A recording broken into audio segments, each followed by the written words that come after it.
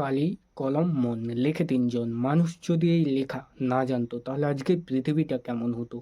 কোনো বই থাকতো না, কোনো নোট থাকতো না, কোনো রেকর্ড থাকতো না। এক প্রজন্ম যা শিখতো পরের প্রজন্ম তা জানতেই পারতো না। মানে বিজ্ঞান জমতো না, অভিজ্ঞতা জমতো না, মানুষ বারবার শুরু করতো শূন্য থেকে। আর এই লেখা না থাকলে স্কুল থাকতো না, সংবিধান থাকতো না, দেশের আইন লিখে রাখা যেত না। সব কিছু থাকতো শুধু মুখে মুখে, আর সেগুলো বদলে যেত সময়ের সাথে। সর্বোপরি না থাকলে আমি যে ইতিহাসের কথা বলছি ইতিহাসই থাকতো না, গবেষণা এগোতো না, প্রযুক্তি জমে উঠতো না, সোজা কথা সভ্যতা থেমে যেত মাঝপথে। আজকের এই ঘটনা থেকে আমরা আধুনিক মানুষ হিসেবে কি শিখতে পারি? এক, জ্ঞান লিখে রাখো। দুই, শেখা জিনিস শেয়ার করো। তিন, আজ লিখলে কাল বদলায়।